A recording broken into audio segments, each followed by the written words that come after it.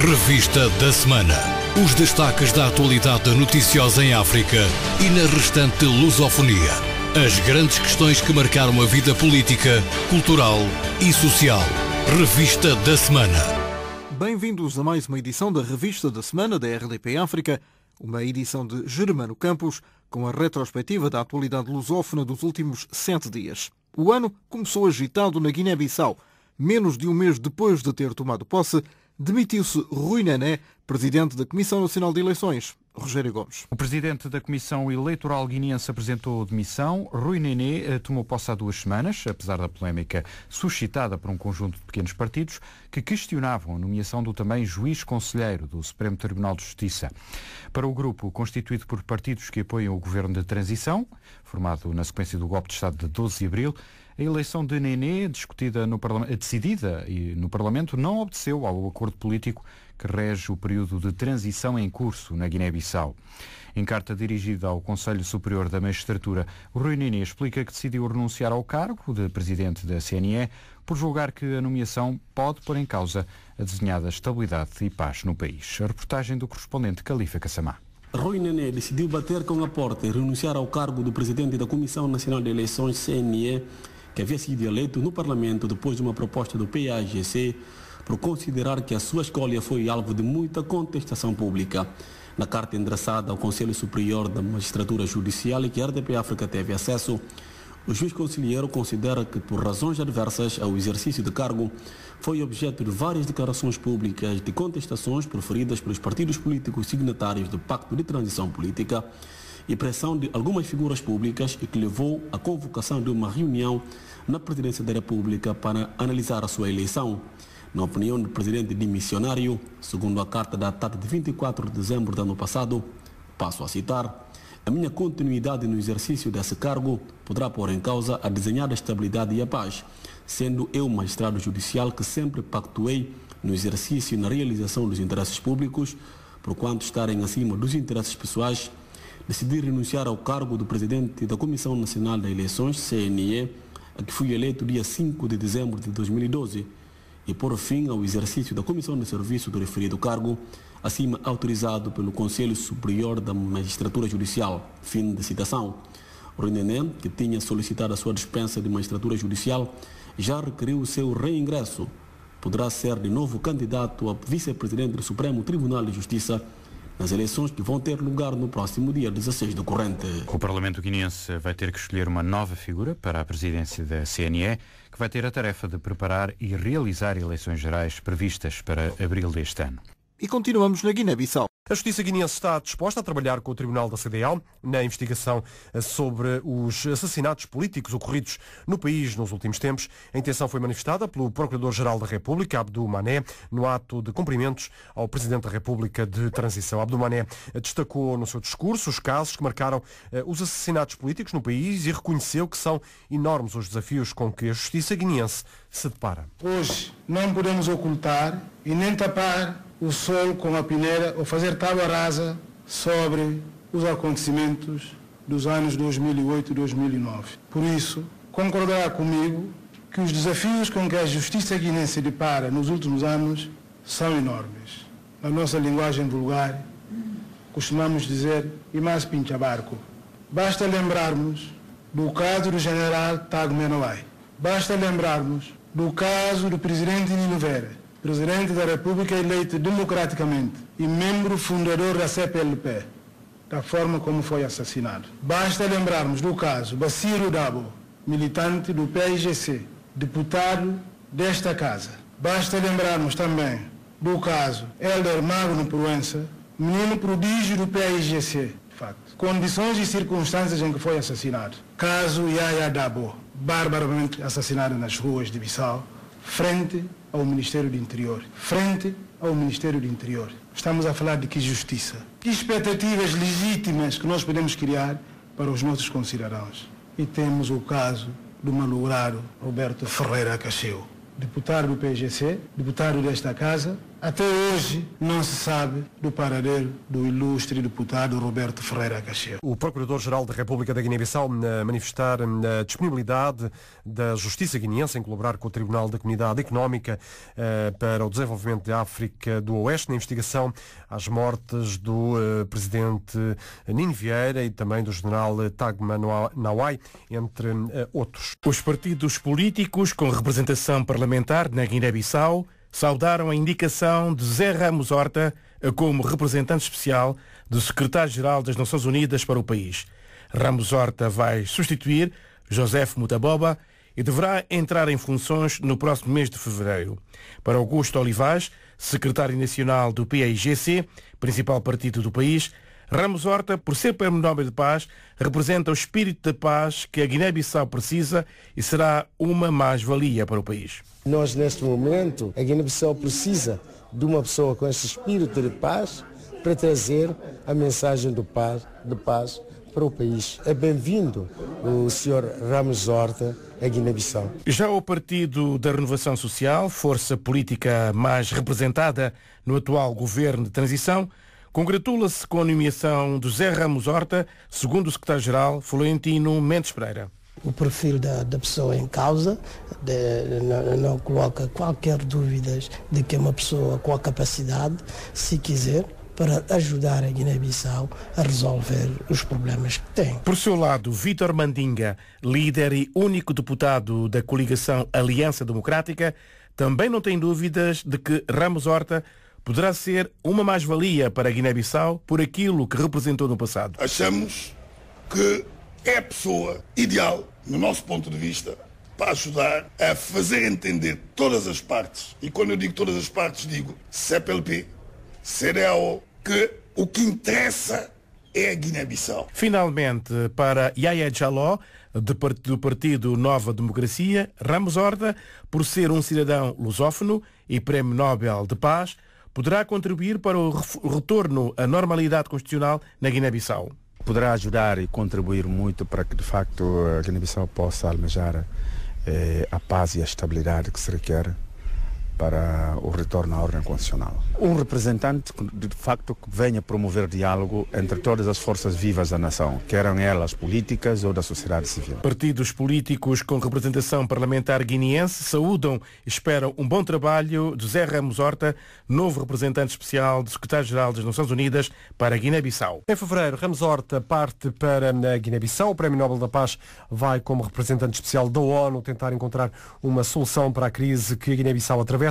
Ramos Horta diz que vai trabalhar com o coração, com todas as partes, sem qualquer preferência, e sente-se honrado por ter sido escolhido. É um privilégio servir o povo da Guiné-Bissau, servir as Nações Unidas, em conjunto com a comunidade internacional em geral, em particular a CEDEAO, mas em particular os líderes da Guiné-Bissau, a sociedade civil lá, tentarmos encontrar soluções que garantam a paz, estabilidade, reconstituição da ordem constitucional, das instituições do Estado, para que o povo da Guiné-Bissau possa reencontrar a paz e Guiné-Bissau possa ser reintegrado com dignidade, respeito na comunidade internacional. Ramos Horta sabe que não vai ser fácil, sabe que vão ser precisos muitos recursos,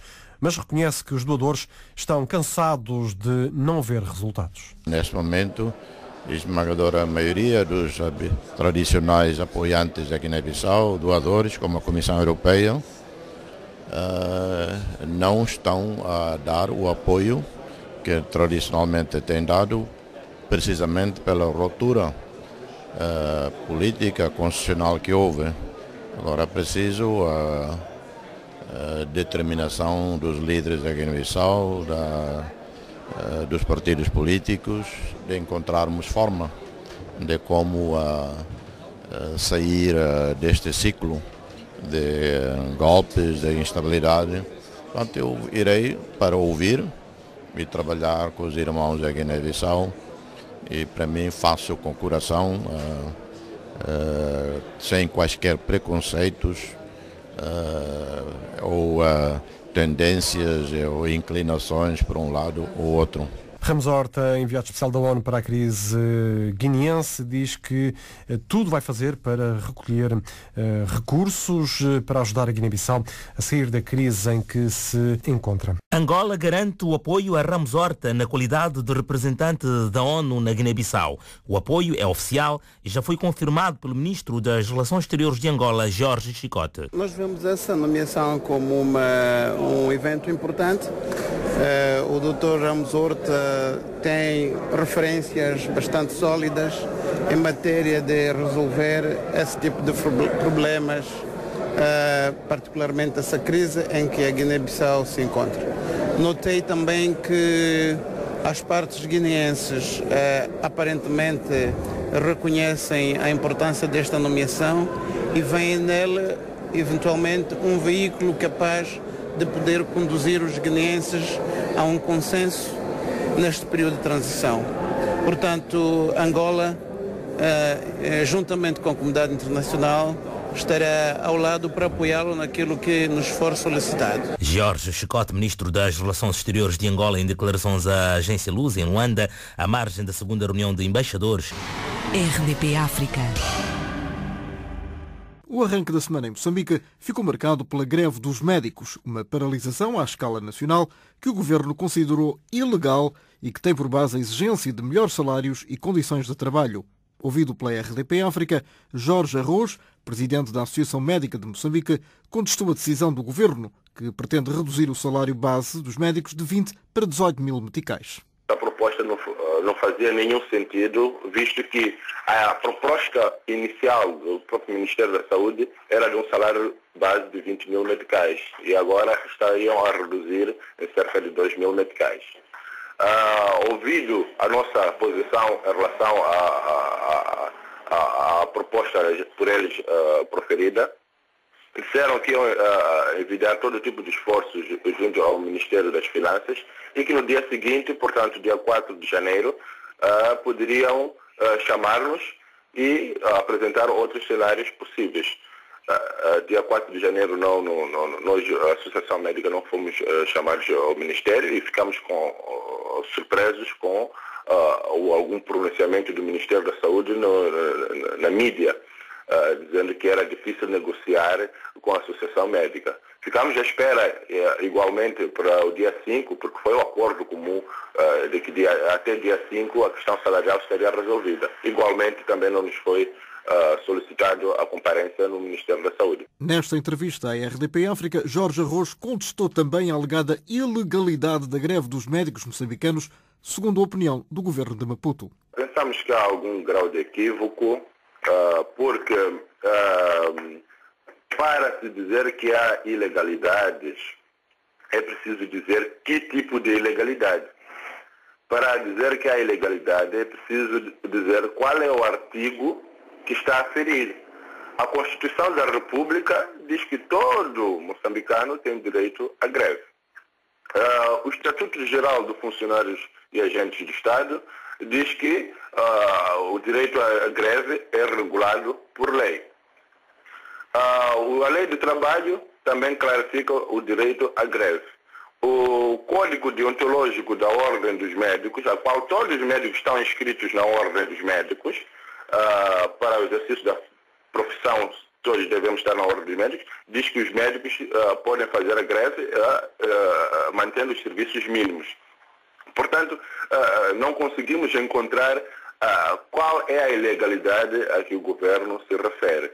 Da nossa parte, e consultando o nosso gabinete jurídico, afirmam que a Constituição da República, a Lei do Trabalho, conjugado com todos esses outros documentos legais, a greve é completamente legal. A opinião de Jorge Arroz, presidente da Associação Médica de Moçambique, sobre a greve dos médicos esta semana. Nos hospitais, os serviços mínimos foram assegurados, tendo o governo contratado médicos aposentados e dos serviços militares para suprir a ausência dos clínicos grevistas. Marão Quamba. Todas as unidades sanitárias da cidade de Maputo estão a funcionar normalmente, apesar da greve que está a ser observada pelos médicos moçambicanos. A diretora de saúde na capital moçambicana, Pasco Watem, deu a conhecer que a atividade médica está a ser assegurada por médicos aposentados, como também alguns especialistas militares. Todas as unidades sanitárias da cidade de Maputo estão a funcionar. Elas começaram a funcionar no horário previsto. Notam-se são algumas ausências de médicos nos locais de trabalho. Em Teto, no centro de Moçambique, alguns doentes foram forçados a regressarem a casa devido à ausência de médicos. Estou aqui à espera sempre de médico, diz que ora outros foram mandados voltar, então estou à espera. Isto para mim é um pouco estranho porque eles não deviam fazer assim, o Estado deve ver essa situação. Porque quem fica prejudicado somos nós, não são eles. A mesma situação ocorreu na província do Niassa, onde, apesar das unidades sanitárias estarem a funcionar, alguns médicos primaram pela ausência. O que eles deviam fazer era um pouco mais de pressão com os tomadores de decisão, para não entrarmos nessa crise, porque isso, assim, para mim, eu considero isso de uma crise na área da saúde. Há que haver humanismo. Alguns pacientes ouvidos pela RDP África a propósito da greve que está a ser observada pelos médicos moçambicanos. Moçambique, 8 portugueses foram ontem impedidos de entrar no país. António Pinheiro, vice-cônsul de Portugal, diz que estes 8 portugueses estavam no país em situação irregular. Segundo a Direção Nacional de Migração, os 8 portugueses estavam numa situação irregular no país. Tinham vistos concedidos na fronteira e estavam a exercer uma atividade profissional. Esses portugueses trabalhavam para empresas moçambicanas e para empresas portuguesas. Portanto, o visto tem que ser um visto de trabalho e não um visto de fronteira. Dois deles tinham vistos de negócio, mas não tinham viagem de regresso para o nosso país. O que aconselho a todos os portugueses é que antes de viajarem, que se desloquem à Embaixada de Moçambique, na Avenida de Berna, ou ao Consulado-Geral, no Porto, para solicitar o visto junto da missão diplomática e consular. O vice-cônsul António Monteiro reforça os avisos. Para trabalhar em Moçambique é preciso ter visto e sem ele os estrangeiros não podem entrar nem permanecer no país. Se tem um contrato de trabalho, tem que ter um visto de trabalho, não tem que ter um visto de fronteira. Porque o visto de trabalho é concedido pelo Ministério do Trabalho e que depois a Direção Nacional de Migração dará o seu parecer também a esse visto, que não tem nada a ver com o visto de fronteira. Se os cidadãos moçambicanos estivessem na mesma situação e quisessem entrar em Portugal, nem sequer teriam essa possibilidade, porque não há visto de fronteira, não é?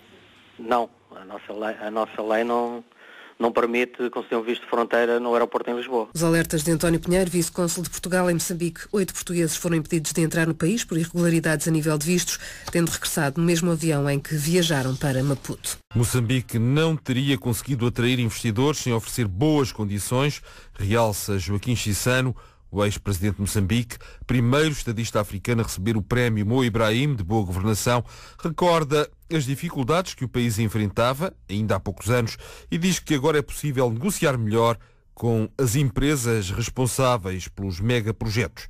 Os processos são mesmo assim.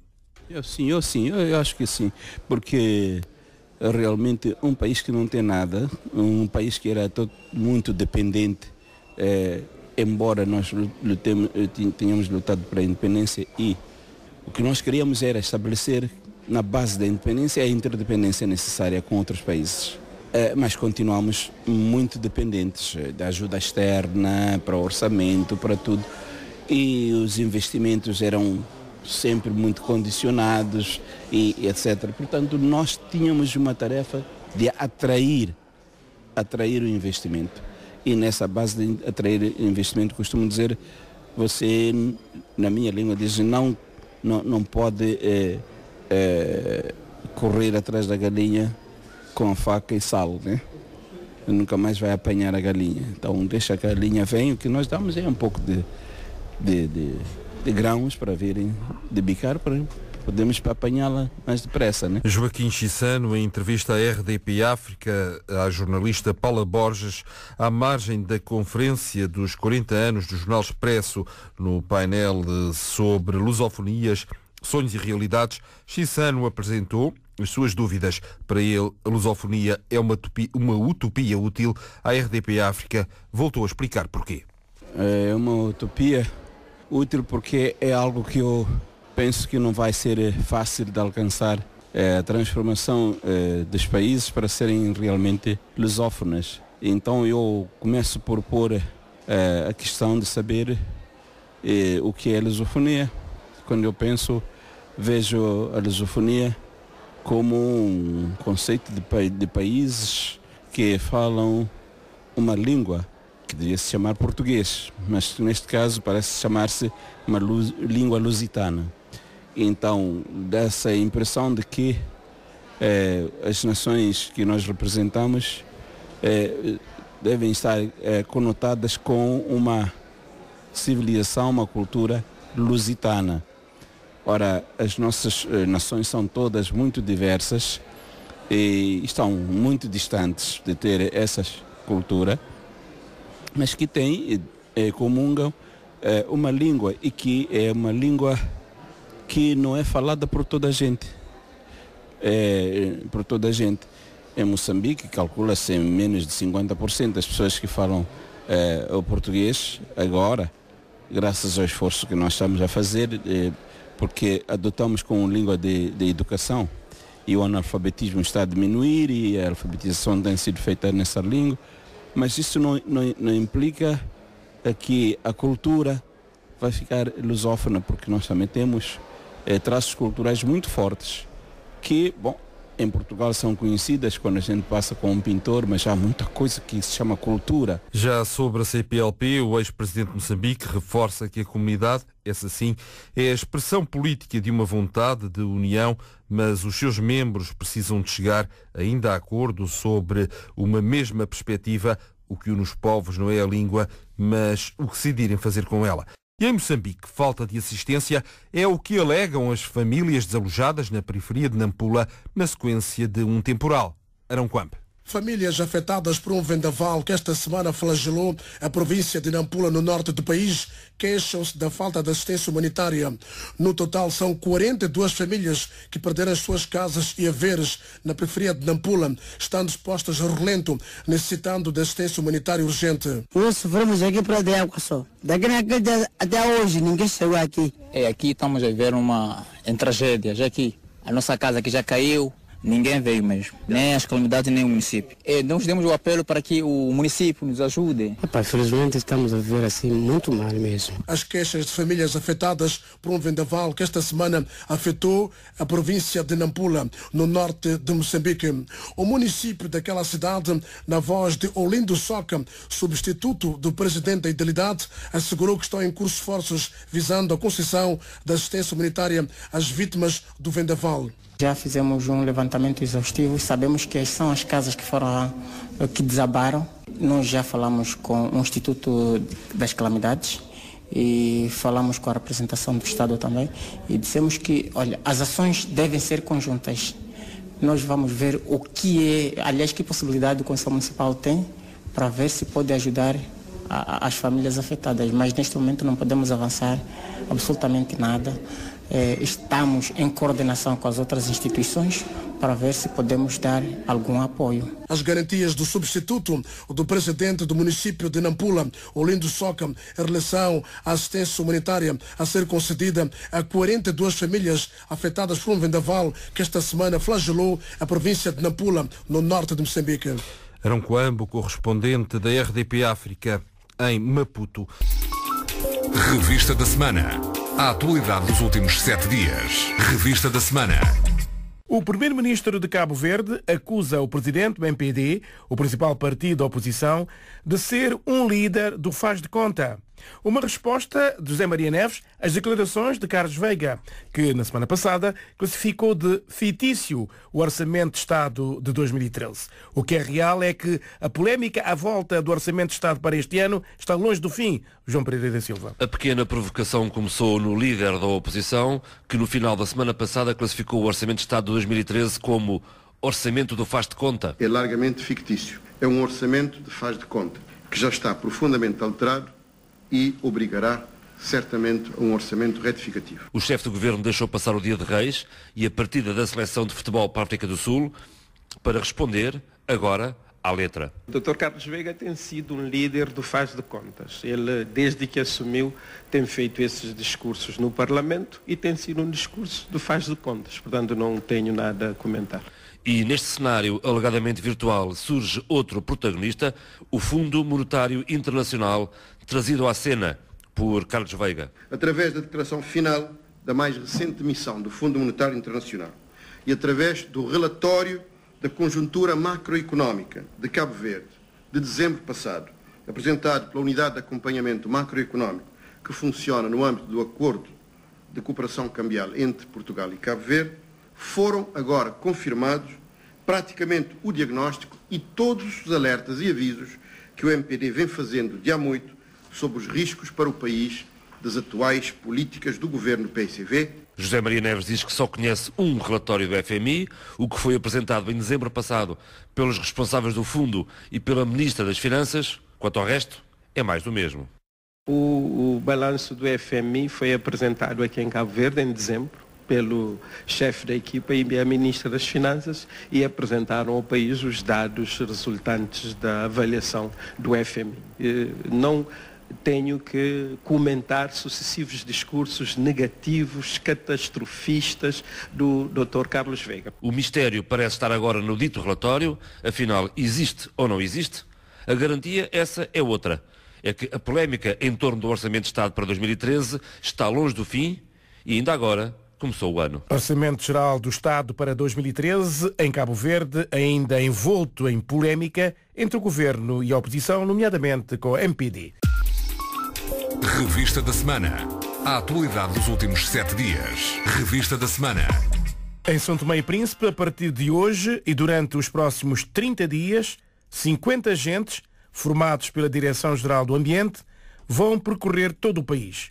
O objetivo é a recolha de dados que permitam elaborar a Estratégia Nacional da Proteção da Biodiversidade. Oscar Medeiros. Perante a diversidade de animais e plantas endémicas de São Tomé e Príncipe, a Direção-Geral do Ambiente decidiu criar condições para rentabilizar este potencial. Ocupamos o primeiro lugar em espécies de aves endémicas, o segundo lugar em espécies de mamíferos endémicos, o terceiro lugar em espécies de plantas endémicas, e este potencial todo, se for bem aproveitado, bem gerido, pode vir a constituir uma base fundamental para o desenvolvimento socioeconómico do nosso país. Arlindo Carvalho, Diretor-Geral do Ambiente, considera que por isso é preciso pôr em marcha um plano de proteção da nossa biodiversidade. Temos aqui um contingente de cerca de 50 elementos que vão deslocar a todos os distritos, a todas as comunidades, de forma a verificarmos nestas comunidades como é que está a situação da biodiversidade. Nós dividimos a nossa biodiversidade em 4 ecossistemas fundamentais. Ecossistema marinho costeiro, ecossistema florestal, ecossistema agropecuário e ecossistema, portanto, de águas interiores. Vamos deslocar a todos estes lugares para verificarmos como é que estão esses ecossistemas, como é que estão os elementos que compõem esses ecossistemas, qual é o nível de proteção que eles têm neste momento, quais são as ameaças que têm sobre eles, para que a gente possa, na realidade, preparar um plano de ação que nos permita proteger no futuro esta grande riqueza natural que nós temos. Os distritos de Cantagalo e Caué foram escolhidos para dar o pontapé de saída desta atividade que arrancou esta quarta-feira no país. Estratégia Nacional da Proteção da Biodiversidade arranca hoje em São Tomé e Príncipe. Em Angola prosseguiram esta semana os funerais das vítimas da tragédia no estádio da Cidadela em Luanda, na noite de fim de ano, durante uma reunião da Igreja Universal do Reino de Deus. Muitos dos feridos mais graves ainda se encontram nos hospitais de Luanda, incluindo 3 crianças. Já foram a enterrar 11 das vítimas do acidente na quinta-feira. Foram enterradas 5 pessoas, uma no Uís e 4 num dos cemitérios de Luanda. Na sexta, foram a sepultar outras 6 no cemitério da Santa Ana e no Camama. A Presidente da Comissão dos Direitos Humanos da Assembleia Nacional, Genoveva Lino, garantiu à RDP África que os deputados vão continuar a acompanhar e apoiar as vítimas e as famílias. O Presidente Eduardo Santos criou, entretanto, uma comissão de inquérito para apurar as causas da tragédia. Coordenada pelo Ministro do Interior, a Comissão tem 15 dias para apresentar ao Chefe de Estado um relatório do resultado dos trabalhos. Eduardo Santos dirigiu uma mensagem às famílias enlutadas a expressar os mais profundos sentimentos de pesar e exortou as entidades competentes e os organizadores de eventos deste género a reforçarem as medidas de segurança e a criarem condições para que tão dramáticos e dolorosos acontecimentos não voltem a repetir-se. O caso da tragédia da Iurde, em Luanda, ainda na ordem do dia em Angola. As autoridades angolanas estão preocupadas com a imigração ilegal. A polícia deteve mais de 500 imigrantes ilegais entre a quadra natalícia e o princípio do ano. As detenções tiveram lugar na fronteira norte e leste do país, com o Congo-Kinshasa. O segundo comandante da corporação, o comissário-chefe Paulo de Almeida, falou da forma como decorreram estas operações. Na situação da fronteira, podemos registrar a detenção de 574 cidadãos estrangeiros detidos, sendo 572 da RDC e 2 chineses, nas províncias de Cabinda, Lunda Norte, Zaire, Malange, Uige e Mochico. Há a realçar a detenção de 222 imigrantes ilegais, também 200 da RDC e 2 chineses, por estadia ilegal na província de Cabinda, repatriados, portanto esses 222 repatriados através do posto fronteiriço de Iema. A polícia angolana está também preocupada com a forma camuflada como os imigrantes ilegais tentam entrar no país. No passado domingo, vários imigrantes morreram num acidente rodoviário. Podemos também aqui frisar que estamos preocupados também com a forma como ainda alguns cidadãos entram para o nosso país de forma tão camuflada como estes que pereceram os 6 que vinham dentro de um contentor selado que traziam grades de cerveja e eles lá dentro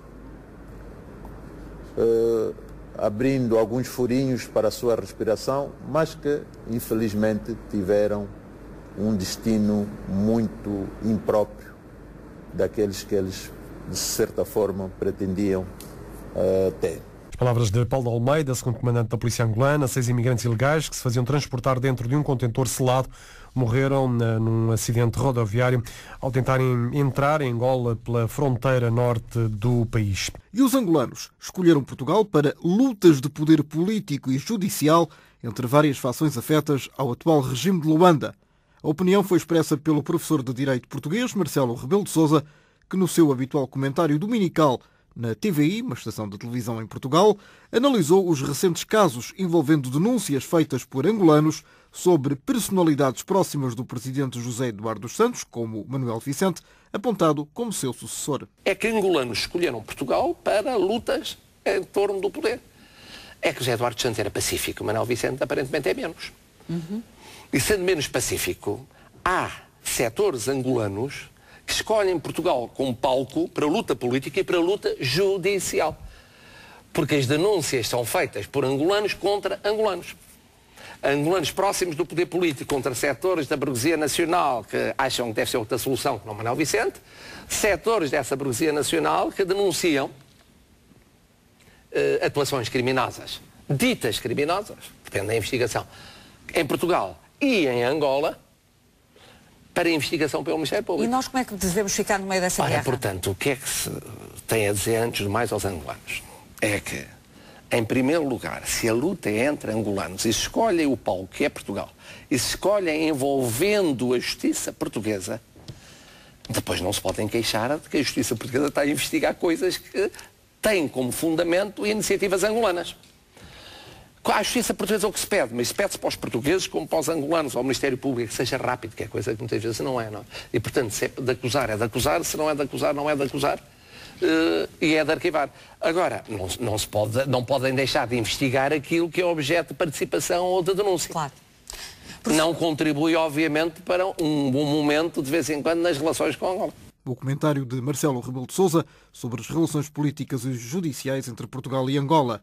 Já sobre as relações luso-brasileiras e o balanço do ano de Portugal no Brasil e do Brasil em Portugal, Marcelo Rebelo de Sousa foi claro ao sublinhar as diferenças que existem entre o antigo presidente Lula da Silva e a atual chefe de Estado, Dilma Rousseff. É que Dilma está noutra onda.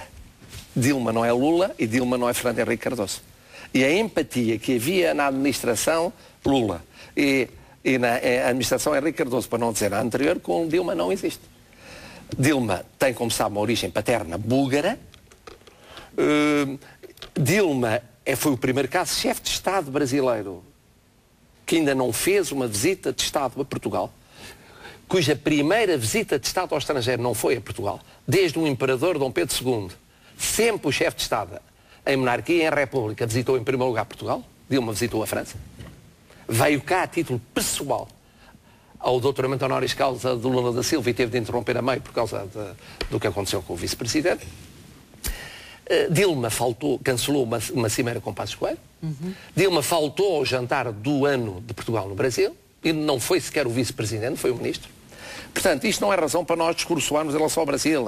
É sinal de que temos que fazer mais, porque a administração Dilma não tem as empatias e os contactos pessoais que havia no tempo das administrações anteriores. O comentário do professor Marcelo Rebelo de Sousa sobre o atual momento das relações entre Brasil e Portugal. E em Portugal, o Presidente da República apelou esta semana à solidariedade e o Primeiro-Ministro à esperança. No Dia de Reis, no passado dia 6 de janeiro, repetiu-se o ritual das janeiras, cantadas em Belém e no Palácio de São Bento. Cavaco Silva deixou a política de fora e preferiu falar de valores. Já Pedro Passos Coelho desejou que os portugueses consigam ver a luz ao fundo do túnel este ano. Célia de Sousa. Quando eu aqui cheguei, logo pus o pé na escada, logo o meu coração disse, é que mora gente honrada. Vieram de Sinfãs do Douro e de Viana do Castelo os grupos que neste dia de Reis foram a São Bento desejar bom ano ao Primeiro-Ministro, recebidos no jardim, numa tarde cinzenta, à procura de luz. Que consigam vislumbrar, ao longo deste ano, aquilo a que se chama a luz ao fundo do túnel. Quer dizer, um motivo de esperança para perceberem que nós não estamos a iniciar um ciclo vicioso de que não conseguimos sair, mas apenas a vislumbrar a saída de um período difícil que estamos a completar. No Palácio de Belém, os cantores das janeiras vêm de Torres Novas, de Paderne e de Vizela. O anfitrião, Cavaco Silva, deseja que os valores natalícios durem o ano inteiro. Da partilha fraterna, da entreajuda, da dádiva, da solidariedade em relação àqueles que mais precisam. São valores que são reavivados nesta época do ano, mas que nos tempos que correm nós desejamos que estes valores se mantenham vivos durante todo o ano, para benefício dos portugueses, em particular os mais desfavorecidos, vulneráveis. Cumpre-se a tradição, os cantares de Reis ao Presidente da República e ao Primeiro-Ministro. Desejos para 2013 de Passos Coelho, que rejeitou que Portugal esteja num ciclo vicioso, contrariando assim a ideia deixada pelo Presidente da República na mensagem de Ano Novo. O governo português diz que ainda nada está decidido sobre o relatório do FMI que fala da reforma do Estado. Marques Guedes, secretário de Estado da Presidência do Conselho de Ministros, diz ainda que, apesar de se tratar de um estudo, a reforma tem mesmo de avançar. Marques Guedes diz também que a reforma do Estado passa pela dispensa de funcionários. A redução tem sempre que ser feita por recurso à saída de pessoas do Estado. O que está aqui em causa é a redução dos encargos do Estado com pessoal, ou seja, a redução do peso dos recursos humanos nas várias administrações públicas. Como sabe, as administrações públicas são várias, quer a administração pública central, regional e local, a administração direta e também a indireta do Estado, onde normalmente se inclui o setor empresarial público e por aí fora. E, portanto, tudo isso é matéria que sobrepesa sobre o Orçamento do Estado, ou seja, leia-se, sobrepesa sobre os contribuintes. O secretário de Estado da Presidência acrescenta que a redução da despesa do Estado é um debate importante que se tem de fazer na sociedade portuguesa. Ainda em Portugal, estão a aumentar as fraudes entre os consumidores para evitar o pagamento da conta da água. São vários os casos que têm chegado à entidade reguladora dos serviços da água e resíduos, com o aumento das situações de violação de contadores para reduzir a medição de consumos. Arlinda Brandão. São situações consideradas fraude que estão a chegar cada vez mais à ERSAR, entidade reguladora dos serviços de águas e resíduos, e que podem gerar multas para muitas pessoas que, por causa da crise, estão a recorrer a poços ou furos para evitar o pagamento da conta da água, explica o presidente da ERSAR. Uma situação realmente vulgar, por exemplo, no norte do país, em que eu, família, porque estou no desemprego, porque estou com um rendimento muito reduzido, prescindo de usar a água que me chega via rede pública e vou reativar um poço antigo que tinha no quintal, por exemplo. Cabe-nos a nós, e temos vindo a fazer, o alertar dessas famílias de que isso é ilegal, por um lado, e segundo, ou pode criar um problema de saúde pública grave. Jaime Melo Batista explica porque é ilegal. Qualquer família que passa a ter disponibilidade de um serviço público de abastecimento e saneamento em frente à sua casa,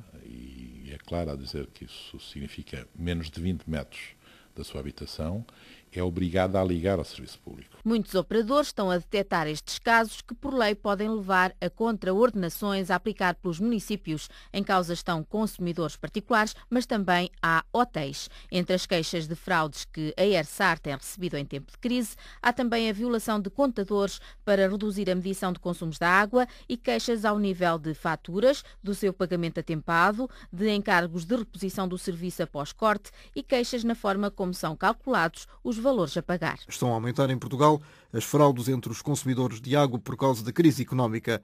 E por causa também da crise económica, há cada vez mais pessoas a atentarem contra a sua própria vida. Rosa Azevedo.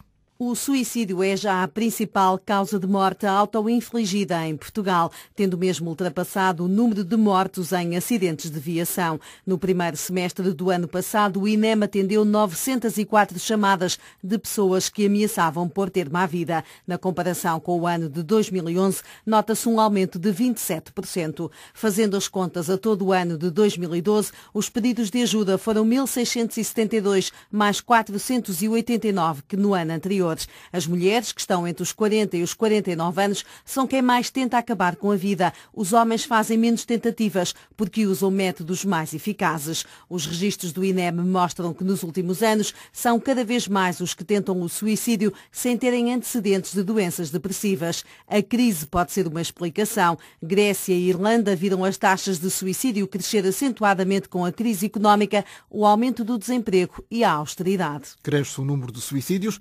A crise económica poderá estar na base desta situação em Portugal. E Portugal é um dos países europeus escolhidos pelos migrantes originários de Angola e Moçambique para procurarem uma vida melhor. É o que destaca um relatório da Organização Internacional para as Migrações, que foi agora conhecido.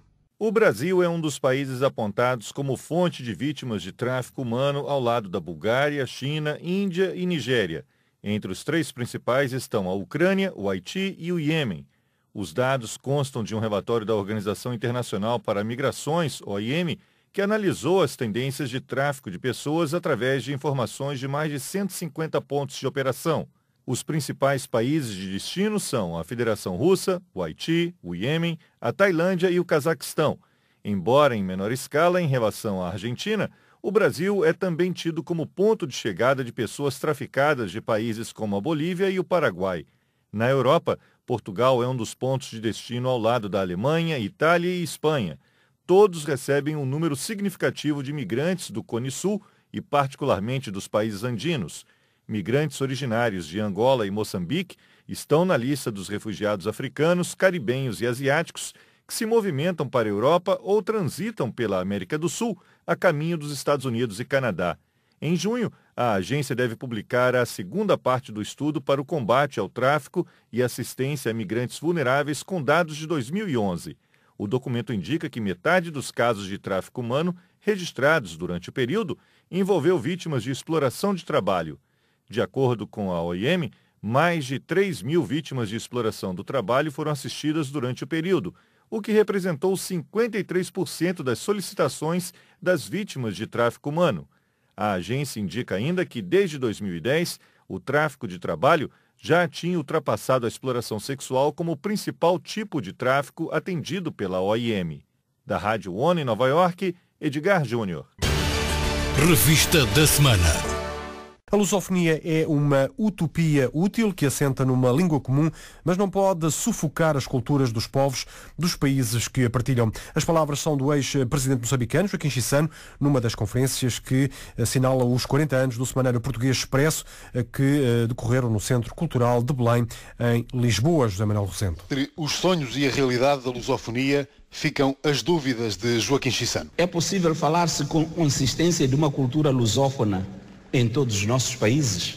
Não seria mais correto dizermos aqui que há uma enculturação de povos pela cultura de um dos povos deste espaço que chamamos de lusófono? As perguntas do antigo presidente de Moçambique disse também que será um equívoco considerar lusófonos os países onde apenas uma minoria fala a língua portuguesa.